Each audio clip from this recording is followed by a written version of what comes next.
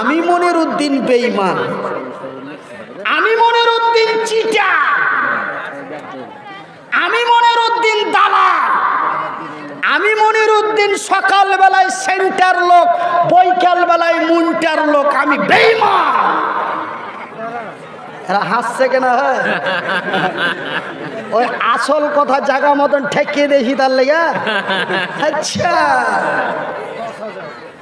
আমি মনিরউদ্দিন বেঈমান, কিন্তু আমার আল্লাহ বলেন যাহা করেন তাহা তিনি সত্য। আমার আল্লাহ সত্য, আমার আল্লাহর কোরআন সত্য, আমার আল্লাহ যাহা বলেন তাহাও সত্য। একবার জোরে বলি নারায়ে তাকবীর। তিনি এক, তিনি একক, তিনি বলেন যাহা তিনি করেন তাহা। ওই যে সেই দিন বলে দিলেন, তোরা চিন্তা করিস না, তোরা টেনশন করিস না, তোরা হতাশ হয়ে যাস না, তোরা আমার উপরে ভরসা তাওয়াক্কাল কর, আমি তোদেরই কল্যাণ করব। এই যে কথাটা আমার আল্লাহ বলে দিলেন, তার কিছুদিন পরেই মক্কা মদিনার মাটিতে প্রমাণ হয়ে গেল, আরবের মাটিতে প্রমাণ হয়ে গেল।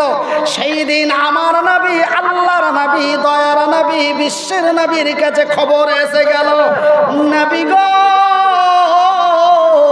আবু জেহেলকে ঘোষণা করে দাও, যাও যাও মৌতার প্রান্তে যাও, আর সেই মৌতার প্রান্তে উহুদের প্রান্তে, মৌতার প্রান্তে, বদরের প্রান্তে যাও, যাও আবু জেহেলকে ডাক দাও, যাও উহুদের প্রান্তে, মৌতার প্রান্তে কালেমার পতাকা উঁচু করো, আমি আল্লাহ তোমাদেরই কল্যাণ করব।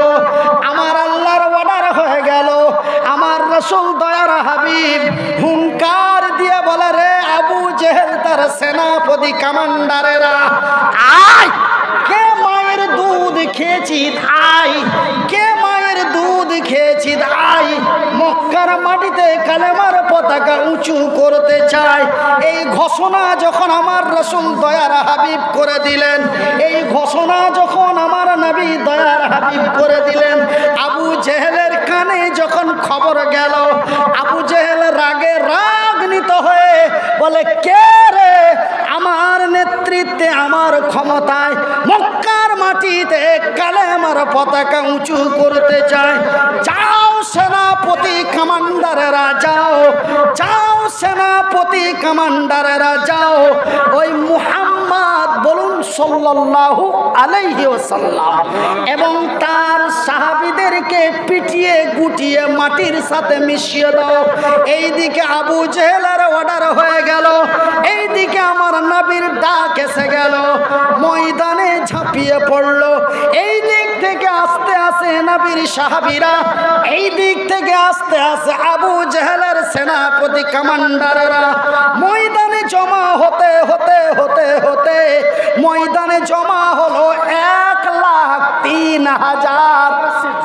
কত কত কত? ইচ্ছাকার 3,000। হ্যাঁ, এই ভাতিজির বেটারা বুঝতে পেরেছে, তার মানে ছোট চাংড়া পিলা গেল হলো হার পোতা। ওই জন্য বলি যে ভাতিজির বেটারা, তো আমার ভাতিজির বেটারা আমার কথা বুঝতে পেরেছে। কত? 1,03,000। তবে 1 লাখ হলো আবু জেহেলের সৈন্য কমান্ডার এবং 3,000 হলো আমার নবী। ভাইজি, এটা কি সম্ভব? 1 লাখের কাছে 3,000 কে লড়ালড়ি করা সম্ভব? আচ্ছা, আপনারা মেলায় ঠিক আছেন, আমি বক্তব্য দিতে দিতে গা গরমে যা রাগ করে কুইতে পড়ে গেল। আর আপনারা যদি সবাই দাঁড়িয়ে যান তো আমাকে ঢুড়া পাওয়া যাবে? পাওয়া যাবে জি? তো 1 লাখের ভিতরে যদি 3,000 ঢুকে যায় তো খুঁজে পাওয়া সম্ভব? এই তো হারিয়ে যাবে। দেখেন, 3,000 সৈন্য নিয়ে আমার রাসূল দয়ার হাবিব ময়দানে ঝাঁপিয়ে পড়লেন। লড়াই আরম্ভ হয়ে গেল। লড়াই চলতে চলতে চলতে চলতে অল্প কিছুক্ষণের মধ্যেই কাফের বেদিনের দলেরা ময়দান থেকে পালাতে আরম্ভ করলো। কেন? যারা আল্লাহ তার রসুল হ্যাঁ, এ ফকির বাবা, এ তোর নাম কি হে? মাহাবুল হক। মাহাবুল হক, মাহাবুল ফকির। এই এলাকাতে যত জালসাতে যাব, ও রাস্তাতে বসে বসে চাহিবে আর হার হাতে 50 টাকা দেবে। ওরা লাগছে হানফি মানুষ আছে, ওরা জানে যে এগুলা লোকের দোয়া কবুল হয়। আল্লাহ রসুল বলেছেন, বুখারীর হাদিস, আল্লাহ মুসাফিরের দোয়া কবুল করে, আল্লাহ মাজলুমের দোয়া কবুল করে, আল্লাহ মায়ের দোয়া কবুল করে। ওর কানে কে তুলে দিয়েছে, এইগুলাতে যে ঠিক ও চাহিতে আসবে, ও আমার হাতে 50-100 টাকা দিয়ে যাবে মসজিদের মাদ্রাসার লেগে। তো যাই ভাই, ওকে একটু দোয়া করে দিও, যেন ও একটু ভিক টিক বেশি পায়, আর যেন এইভাবে মসজিদ মাদ্রাসাতে 10 টাকা 20 টাকা দান হাসিয়েন না। তো ভাইজান, একজন গরিব মানুষ, ও বেচারা যেই নিয়ত করি দেখ, প্রত্যেকটা জালসাতে কিন্তু বেচারা দেয়। বেনামিতে 1000 টাকা নারাজ থাকবে। তো ভাই, আমাকে 2 হরফ বলতে দেন, টাকা দেখতে লাগলে আর তাড়াতাড়ি বাড়ি পালিয়ে যাবে, আমার জানা আছে। আর রাত্র অনেক হয়ে গেছে, কেন যে আমাদের মালদা ডিস্ট্রিক্টের আজ 12টা মানে 12টা মানে 12টা। তো বিশেষ করে কিন্তু এটা গত রাত্রে আমি যেখানে ছিলাম, রাত্রি 1:30টার সময় দিল। তার আগের দিন যেখানে ছিলাম 2টা 15 মিনিটে দিলে। তার আগের দিন যেখানে ছিল ওখানে 2:30টার সময় দিলে। তো ভাইজান, তো রাত্রি 2:30 মিনিটে স্টেজে যাচ্ছি, তো প্রায় 25 থেকে 30 হাজার মানুষ। আমি বলছি, হ্যাঁ তোর চোখে নীল নাই, মানে ওরা ভাটিয়া মানুষ, এরকম করে কহিলে ফের ওয়াজ জমবে। মানে ওইদিকে জালসা করতে গেলে একদম আখাড় বাদিয়া ভাষায় ওয়াজ না করলে ওর ওয়াজ জসে আনে না। আর যদি বাংলা ভাষা দিয়ে ওয়াজ করি, মানে যেরকম এখানে করছি, এইভাবে ওয়াজ করি, তো 15 থেকে 20 মিনিট শুনে দেখে কি কইছে বাংলাতে বুঝতে পারি না। বাদিয়া ভাটিয়া ভাষা না কইলে কি আর মজা লাগে? তো ওই লেগে দেখবেন ইউটিউবে অনেক জালসা আছে, একদম আমি ওরাকে বলি, দেখেন আপনারা ভাটিয়া ভাষা শুনবেন তো অসুবিধা নেই, কেন আমি বাদিয়ার বাচ্চা, বাদিয়া আমার 14 বংশ বাদিয়া। কিন্তু আমি বিভিন্ন রাজ্য ভ্রমণ করে করে আমি বাদিয়া ভাষাটা একটু আমার কাছে স্টেজে যে মিস্টেক হয়ে যায়।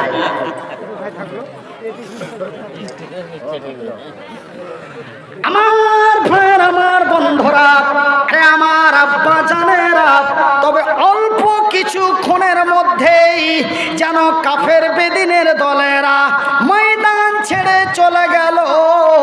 আমার রাসূল এবং তার সাহাবীরা কালেমার পতাকা উঁচু করে সেই দিন মক্কার মাটি বিজয় করলো। একবার জোরে বলি নারে তাকবীর। আমার ভাইয়ের, আমার বন্ধুরা, আমার প্রশ্ন হলো এটাই, আমার দুঃখ হলো এটাই, ওরাও তো ছিল সংখ্যালঘু, এরাও তো সংখ্যালঘু। আমরা কি? আমরা ভারতের মাটিতে সংখ্যা গোষ্ঠী? কথা বলেন, আমরা ভারতের সংখ্যা গোষ্ঠী না কোনটা? জি ভাই বলে দেন একটু। আমরা সংখ্যালঘু। সেই দিন মক্কার মাটিতে তারাও ছিল সংখ্যালঘু, ওরাও ছিল সংখ্যালঘু, আমরাও হলাম সংখ্যালঘু। ভাইজান, ওদেরও মন্ত্রী ছিল অমুসলিম, আমাদেরও মন্ত্রী হলো অমুসলিম। আমাদের মন্ত্রী হলো নরেন্দ্র মোদী, তাদের মন্ত্রী ছিল আবু জেহেল। তবে ভাইজান, ওরাও ছিল মুসলমান, আমরাও হলাম মুসলমান। ওদেরও নাম ছিল আব্দুল্লাহ, আমাদেরও নাম হলো আব্দুল্লাহ। ওরাও গরুর মাংস খেত, আমরাও গরুর মাংস খাই। ওরা ছিল 3%, আমরা হলাম 25%। তবে ভাইজান, সেই দিন মক্কার মাটিতে 3% মুসলমান মক্কা বিজয় করে পৃথিবীকে ইতিহাস দিল। ওরাও তো ছিল মুসলমান, আমরাও তো হলাম মুসলমান। ওরাও ছিল সংখ্যালঘু, আমরাও হলাম সংখ্যালঘু। ওদেরও নাম ছিল আব্দুর রহিম, আমাদেরও নাম হলো আব্দুল করিম। তবে ওরা কেন বিজয় হলো, আমরা কেন পেতানি খেলাম? ওরা কেন বিজয় হলো, আমরা কেন বঞ্চিত হলাম? কথা খেয়াল করে শোনার লজ্জা লাগবে, নিজের পায়ের চপ্পল খুলে নিজেকে মারার মনে হবে। খুব খেয়াল করে শুনেন, ওরা কেন বিজয় হলো, এরা কেন লাঞ্ছিত হলো, ওরা কেন বিজয় হলো, এরা কেন পদদলিত হলো, ওরা কেন বিজয় হলো, এরা কেন অপমানিত হলো? ওরাও তো মুসলমান, এরাও তো মুসলমান। ভাই গো, তার কারণটা কি রে? তার কারণটা যদি একজন দাঁড়িয়ে বলতে পারেন, তাকে আমার পকেট থেকে 500 টাকা বের করে দেব। কেন? ওরাও তো সংখ্যালঘু, এরাও তো সংখ্যালঘু। ওরাও, ওদেরও নাম আব্দুল্লাহ, এদেরও নাম আব্দুল্লাহ। ওরাও ছিল, ওদেরও নাম ছিল আব্দুর রহিম, এদেরও নাম আব্দুর রহিম। ওরা কেন বিজয় হলো, এরা কেন পেদানি খেলো? আরে ওরা তো ছিল 3%, আমরা তো হলাম 30%। ওরা কেন বিজয় হলো, আমরা কেন বঞ্চিত হলাম? সেই দিন কেন মক্কার মাটিতে কাবা সুরক্ষা হলো, এখানে ভারতের মাটিতে বাবরি মসজিদ ভেঙে রাম মন্দির কেন তৈরি হলো? কারণটা যদি একজন দাঁড়িয়ে বলতে পারেন, আমি 500 টাকা আপনাকে বকশিশ দেয়া যায়, ইনাম দেয়া যায়, উপহার দেব 500 টাকা, উপহার দেব 500 টাকা। একজন দাঁড়িয়ে বলতে পারবেন তার কারণটা কি? আমি মনিরুদ্দিন আপনার আগে বলছি, একটু ধৈর্য ধরুন, রাত অতিরিক্ত। আমার ভাইয়ের, আমার বন্ধুরা, সেই দিন কাবাকে সুরক্ষা করা হলো। আজকে ভারতের বাবরি মসজিদ ভেঙে রাম মন্দির তৈরি হলো। ভাই গো, আমরা এতদিন দেখেছি মানুষ মাজারে এমন করে সিজদা করে, আমরা দেখেছি মুসলমানেরা মসজিদে এইভাবে সিজদা করে, আমরা দেখেছি পীরের মাজারে যে এইভাবে সিজদা করে। কিন্তু যেই দিন রাম মন্দির পুজো হলো, সেই দিন আমাদের প্রধানমন্ত্রী ডাইরেক্ট লম্বা হয়ে পেট বানা দিয়া শুইতে, কি করলো? সিজদা দিয়েছে তো পেট পাড়া দিয়ে শুইতে গেছে। কত রাগ আমাদের উপরে, কত রাগ আমাদের উপরে, একদম পেট পাড়া দিয়ে শুইতে একদম সিজদাতে পড়েছে। আমার আর চশমা কোথায় গেল? আমার ভাইয়ের, আমার বন্ধুরা, আমার আব্বা জান, সোনা চানেরা, আমার শিক্ষিত বুদ্ধিজীবীগণ, আমি মনিরুদ্দিন আপনাদের এই কথাটাই বলতে চাই। সেই দিন কেন কাবা সুরক্ষা হলো, আজকে কেন বাবরি ভাঙা হলো, তার কারণটা ভাই আমি মনিরুদ্দিন আপনাদের বলি। তাদের ঈমানটা এখানে ছিল, আমাদের ঈমানটা অন্য জায়গায় চলে গেছে। তাদের ঈমানটা যেখানে থাকার কথা সেখানেই ছিল। ঈমান থাকার জায়গার নাম কি বন্ধু? ঈমান। আমার থাকার জায়গা হলো ঘরে, বাড়ির ঘর। আর ঈমান থাকার জায়গার নাম কি? অন্তর। ঈমান থাকার জায়গার নাম হলো অন্তর। কেউ বলে হৃদয়, আল্লাহর রাসূলের ভাষায় বলা হয় কালব। তবে অন্তরটি, ঈমান থাকার জায়গার নাম হলো অন্তর। কিন্তু ভাই গো, তাদের ঈমানটা যেখানে থাকার কথা সেখানেই ছিল, কিন্তু আমাদের ঈমানটা জায়গা চেঞ্জ করে অন্য একটা জায়গায় চলে গেছে। সেই জায়গাটার নাম কি গো, জানা আছে?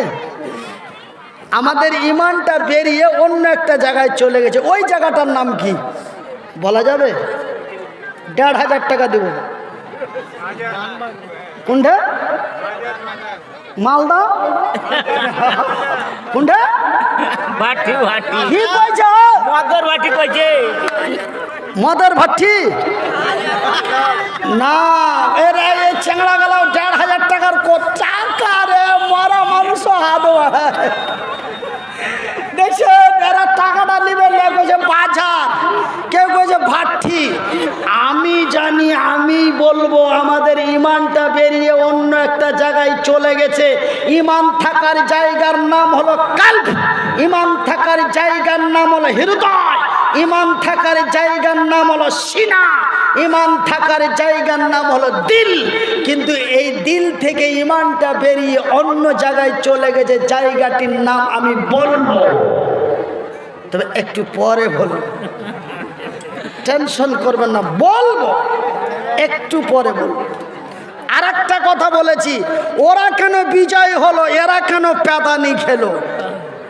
ওরা কেন বিজয় হলো, এরা কেন বঞ্চিত হলো? ওরা কেন বিজয় হলো, এরা কেন লাঞ্ছিত হলো? ওরা কেন বিজয় হলো, এরা কেন অপমানিত হলো? এই কারণটা আপনাদের বলবো, একটু ধৈর্য ধরুন, বলবো অবশ্যই বলবো। আমার ভাইয়ের, আমার বন্ধুরা, তারা কিভাবে বিজয় হয়েছিল? তাদের ইমানটা যেখানে থাকার কথা সেখানেই ছিল। ভাই গো, একটা কথা আপনাদের বলি, এখানে এক্সাম্পল দিয়ে বলছি। এই যে নৌজওয়ান তরুণ যুবক, বয়সটা 25 থেকে 28 বছর আনুমানিক, ভাইজান এই যুবকের বিয়ে দেওয়া হলো। এই বর্তমান, এ কিন্তু বর্তমানে, ওখানকার নয়, ওরা নয়, এরা, এদের মধ্যে এই ছেলেটা এরকমই, হ্যাঁ, ওদের মধ্যে ছিল এরকম আর এদের মধ্যে এইরকম। এই ছেলেটার বিয়ে দেওয়া হলো, বউ নিয়ে বাড়ি এলো, বাবা তার ডেকে বলছে, বাজান রে, বলে কি হয়েছে? বলে আব্বা। বলে কি? বাপুজি, তুই আজকে কলকাতা চলে যা বেটা। ওই যাবে বিয়ে করে বউ নিয়ে এসে বাড়িতে রেখেছে, রাতে হবে তার সোহাগ রাত। রাতে কি হবে? তার সোহাগ রাত, তার ফুল সজ্জার রাত, তার জীবনের প্রথম রাত। যেই রাতটা পূর্বে আসেনি আর মরার আগে পর্যন্ত আসবে না, সেই রাতটা কিছুক্ষণ পরে আসবে। আর ওর বাপ বলছে, তুই হাটে বাজারে ধর তাড়াতাড়ি। বুঝাবে? একটা যুবক আছেন, হাত তুলে বলবেন ওকে 50,000 টাকা এখনই আমি ফোনপে করে দেবো। যাবে? যাবে না। যখন ওকে ওর বাপ বারবার করে হাটে বাজারে ধরতে বলেছে, ও তখন আর বড় ভাই, চাচতো ভাই বড় ভাইয়ের কাছে চলে গেছে। কইছে যে মাঝকল, কইছে বড় ভাই, বলছে কি হয়েছে? বলছে বিষ খাবো। বেয়াদব, আজে বাজে কথা কেন বলছিস রে? তোর কি মাথা চিট হয়ে গেল? কে কি বলেছে তোকে? বলছে বাপুকে যা পুছ করো। ও তো জামা টামা খুলে, ও বরযাত্রী গেছিল, জামা টামা খুলে টুলে আঁকাবায় করে হাজি মাঝকল বাবু, ওই সেন্টটা কেন এরকম কথা বলছে? কি হয়েছে? আমাকে যা কইছে বিষ খাবো। কইছে ওকে আমি ওই মানে উকিল না কে ফোন করেছিল, ওকে এখনই শিয়ালদা ধরতে কইছে হাটে বাজারে। তা মেয়েটাই কইনু যা বাপু তুই চল যা। কইছে তোমার মাথা খারাপ হয়েছে নাকি? হ্যাঁ, লাখো কাজ হয়ে যায়, তার লেগে তুমি আজ যেতে বলবে যে একটু রাগারাগি হলো। এই হলো আমাদের কথা, এই হলো এই 2022-এর, এই হলো 2022-এর চিত্র। কিন্তু এমনই এক ঘটনা মক্কার মাটিতে মৌতার প্রান্তে ঘটেছে। এমনই এক নৌজওয়ান তরুণ যুবক, আমি তো এর নাম জানি না, এর নাম জানি না। একে যদি বলা হয় শিয়ালদা ধরো, শিলিগুড়ি যাও, এ বলবে যাব না, বিষ খাবো। কিন্তু এমনই এক নৌজওয়ান তরুণ যুবক, নাম তার আব্দুল্লাহ বিন রাওয়াহা, নতুন বিয়ে করে বউ নিয়ে বাড়ি এসেছে। তাদের ইমানটা কত মজবুত ছিল, নবীর প্রতি তাদের কত মহব্বত ছিল, জান্নাতের প্রতি তাদের কত লোভ ছিল। নতুন বউ নিয়ে বাড়ি এসেছে, বিবি তার স্বামীকে দেখে নাই, স্বামী তার বিবিকে দেখে নাই, বিবি তার স্বামীকে দেখে নাই। আজকে তো বর্তমান 2022 সালে আমরা বিয়ে করার আগেই বইয়ের মোবাইল নাম্বার পাওয়া যায় না? পাওয়া যাচ্ছে ভাই গো। কিন্তু আব্দুল্লাহ বিন রাওয়াহা তার বিবিকে দেখে নাই, বিবি তার স্বামীকে দেখে নাই। আব্দুল্লাহ বিন রাওয়াহা সে বিয়ে করে বাড়ি নিয়ে এসেছে। রাত্রে হবে তার সোহাগ রাত, সন্ধ্যা লাগলেই হবে তার বাসর রাত, সন্ধ্যা লাগলেই হবে তার জীবনের প্রথম রাত, জীবনের সবচাইতে মূল্যবান রাত। ভাই গো রে আমার আব্বা জানেরা, এই মুহূর্তেই আমার রাসূল দয়ার হাবিব নবী মুহাম্মদুর রাসূলুল্লাহ বলুন সাল্লাল্লাহু আলাইহি ওয়াসাল্লাম, আল্লাহর নবী দয়ার নবী বিশ্বের নবী এসে বললেন, এগো আব্দুল্লাহ বাড়িতে আছো? আমার নবী এমনই ডাক দিলেন, আব্দুল্লাহ বাড়িতে আছো?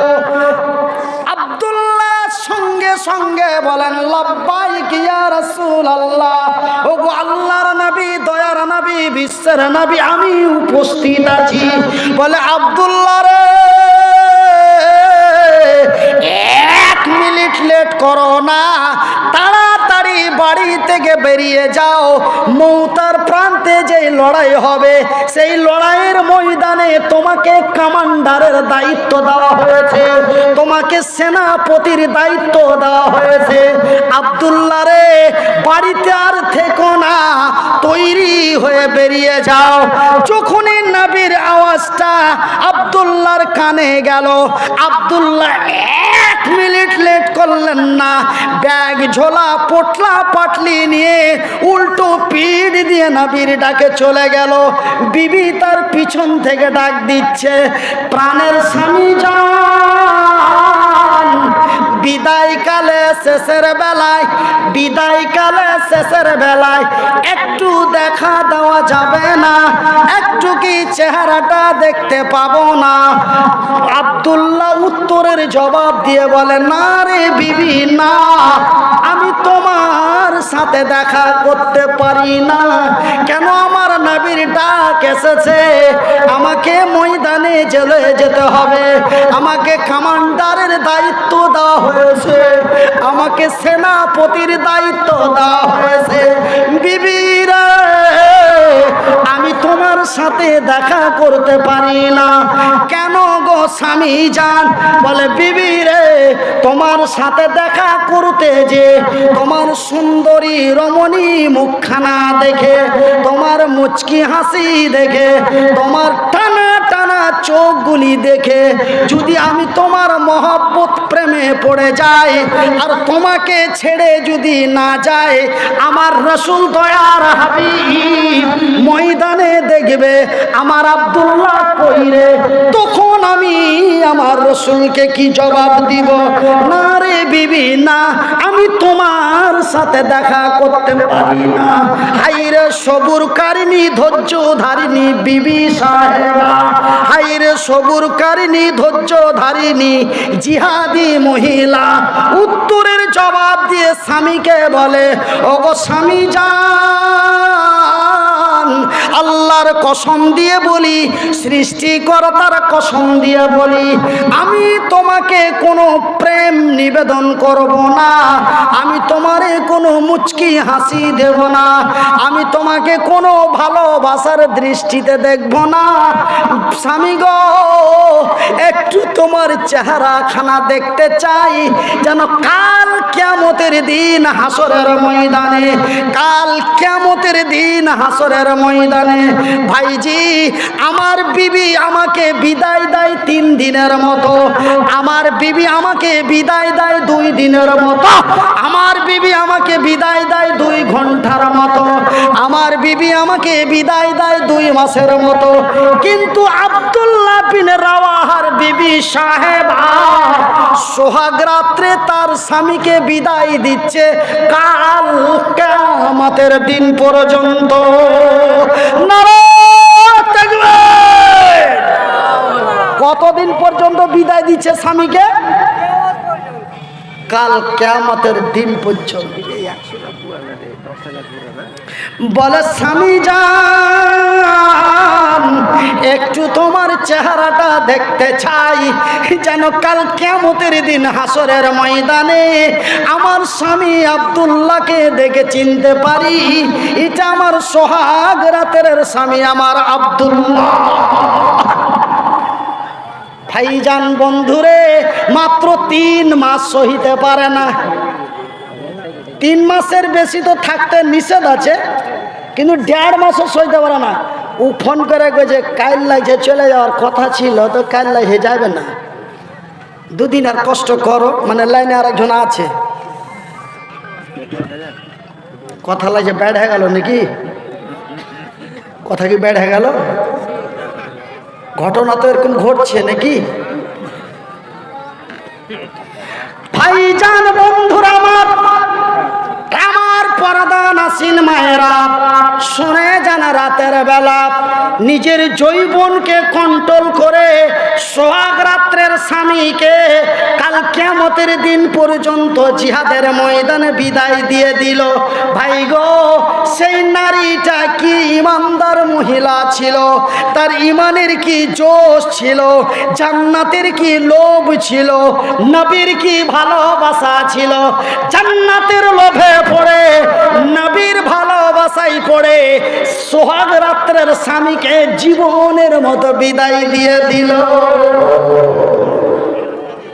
মুহাম্মদ তুমি ওগো খোদার পিয়ারা, আমিনা মায়ের তুমি নয়নের তারা, নয়নের তারা, এসেছিলেন তুমি ওগো, এসেছিলেন তুমি ওগো সেই নিশিরাতে,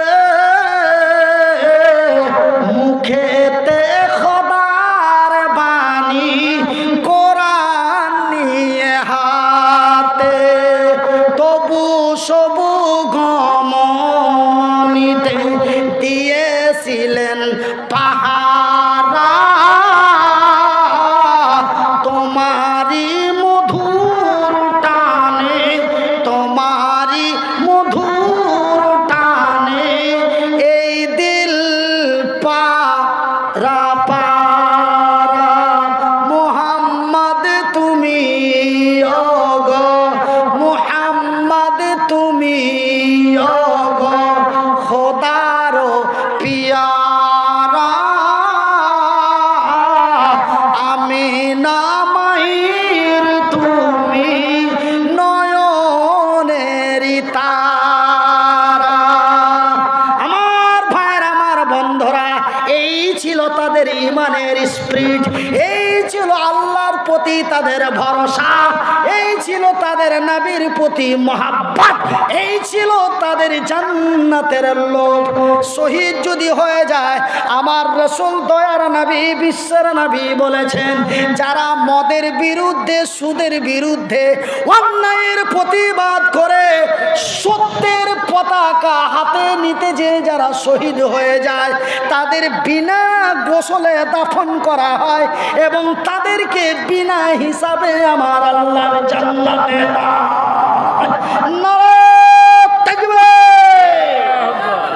তারা বিনা হিসাবে আল্লাহর জান্নাতি, তারা বিনা হিসাবে আল্লাহর জান্নাতি। ভাইজি আমার আব্বা জানারা, এবং যারা মদের বিরুদ্ধে, সুদের বিরুদ্ধে, অন্যায় অবিচার অত্যাচার নির্যাতন ধর্ষণের বিরুদ্ধে যারা লড়াই করে মারা যায়, তাদের রক্তাক্ত অবস্থায় দাফন করা হয়, তাদের জন্য গোসল নয়। একটা বাইরা মুছু দিয়ে আগে ফোন করে গিয়ে শুধু শুধু চিঠি পাঠিয়ে দিয়েছে, কোচা হানজালাকে যে গোসল করা হয়েছিল। তো প্রশ্নটা আরো ওয়াজ শোনার লেগে করলে না, ও বেড়া পাকামো দেখালে 3 পাতা পড়েছে দিয়ে মুচুদ্দি করে যে হ্যাঁ এত লোকের মধ্যে ছোট মুলুইকে প্রশ্ন করতে পারি, এটা মনে করে করলে আমি চিঠিটা পড়ে দেখে বুঝতে পারি কিচ্ছু নয়।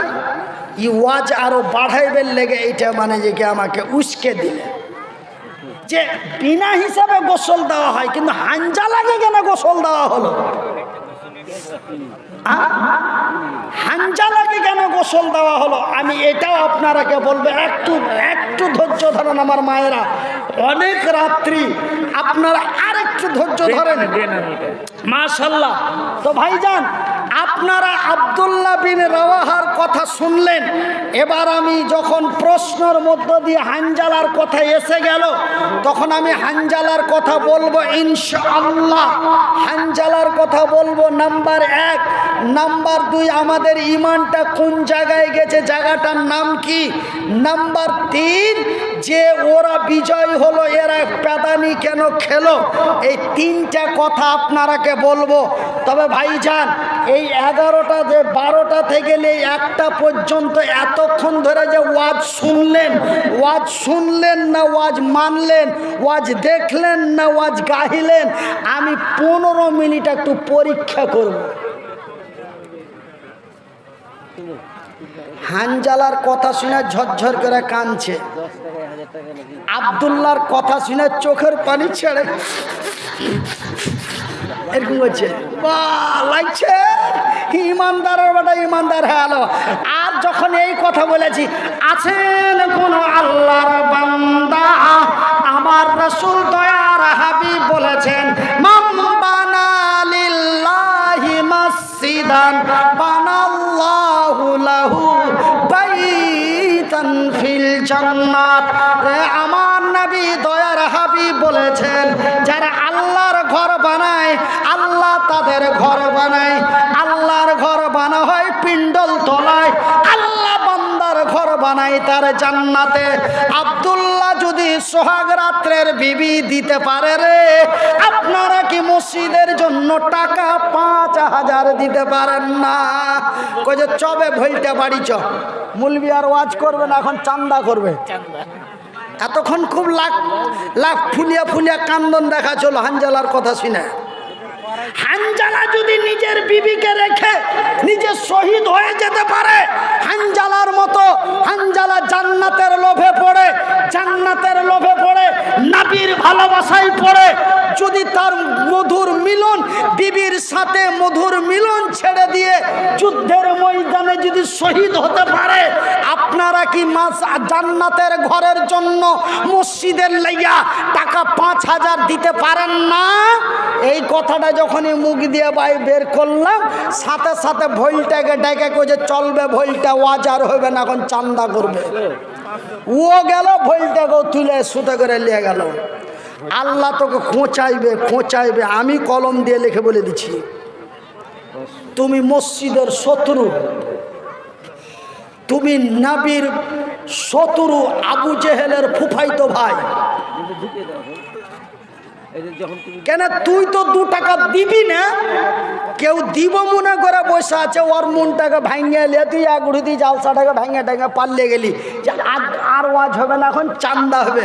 তুই হচ্ছিস আবু জেহেলের মামাইতো ভাই, তুই আবু জেহেলের ফুফাইতো ভাই, তুই নবীর 1 নম্বর শত্রু।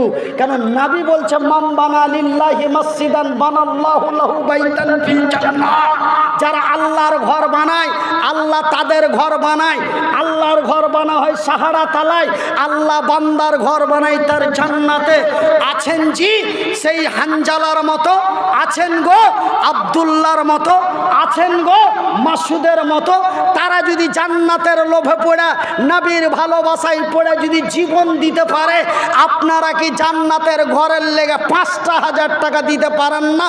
ভাই দিতে পারেন আর না পারেন বসেন, কেউ দিচ্ছে, আপনি ওকে দুয়াটা দিয়ে যান।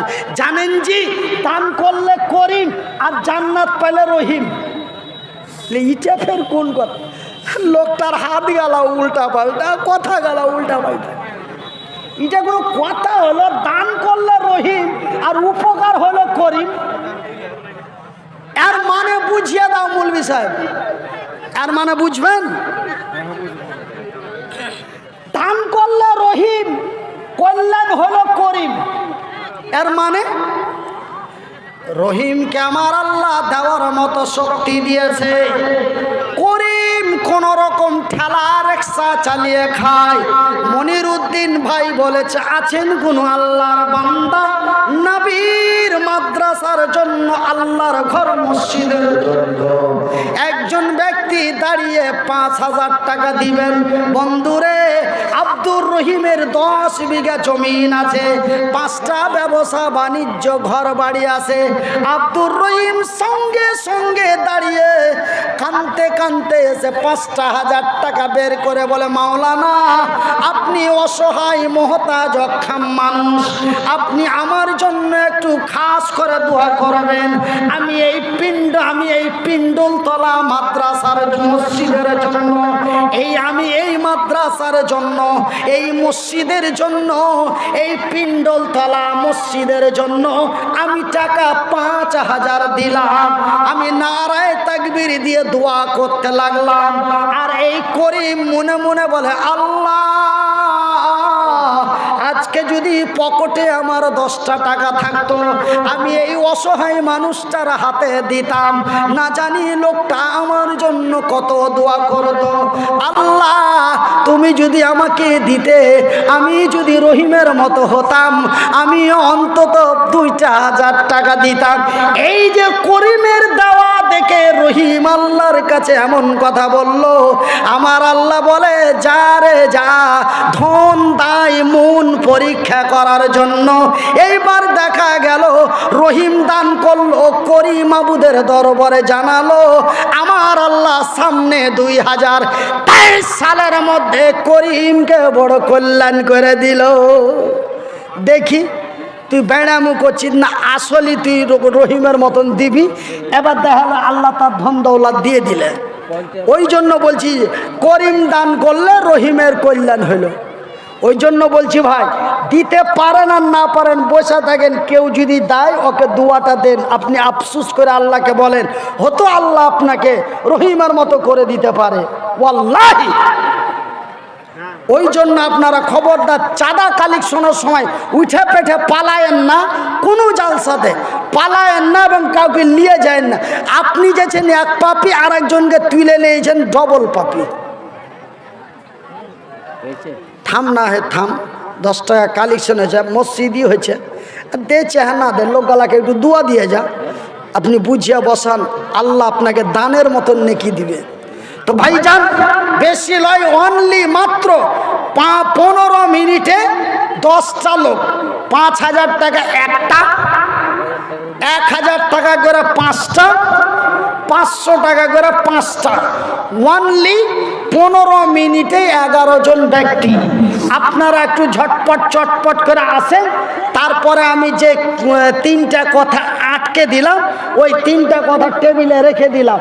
এই 11টা লোক আমার হাতে আসবে, তারপরে আমি ওই টেবিল থেকে কথাটি উঠিয়ে নিয়ে আবার বলতে আরম্ভ করে দেব যে আমাদের ইমানটা গেছে কোথায়, জায়গাটির নাম কি, আর ওরা বিজয় হলো, এরা কেন প্যাদানি খেলো, ওরা বিজয় হলো, এরা কেন বঞ্চিত হলো। তো ভাইজান, নাম্বার আর একটা কথা কি বলতে চেয়েছিলাম, হ্যাঁ, যে শহীদদের গোসল দেওয়া হয় না, কিন্তু হাজরাতে হানজালাকে কেন গোসল দেওয়া হলো। এই 3টা কথা আপনাদের বলবো। তবে 1,000 টাকা করে 5টা, 500 টাকা করে 5টা এবং 5,000 টাকা একজন। অনলি 11 জন ব্যক্তি, অনলি 11 জন ব্যক্তি। আপনারা একটু ঝটপট করে আসেন আমার ভাইয়েরা। বলবীর সিং সে যদি মুসলিম হতে পারে, মসজিদ ভাঙতে যায়, আমরা কি মসজিদের লেগে 500টা টাকা দিতে পারবো না? তো ভাই 500 টাকা করে 5 জন, একটা করে 1,000 টাকা 5 জন, 5,000 টাকা একজন। ওয়ানলি মাত্র 15 মিনিটের মধ্যে। তারপরে কথা যেখানে ছেড়েছি কথা ওখানে নিয়ে চলে যাবো ইনশাআল্লাহ। দয়াল মাওলা গো, তুমি আমায় দয়া করো না, দয়াল আল্লাহ গো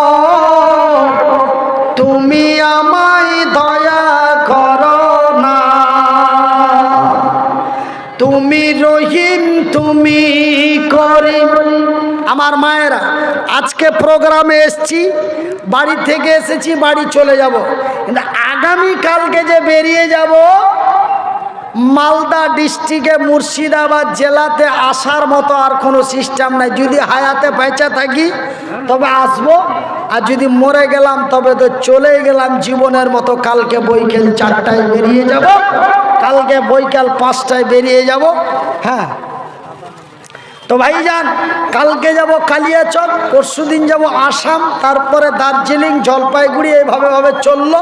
তারপরে আবার চলে যাব হুগলি, হাওড়া, মেদিনীপুর।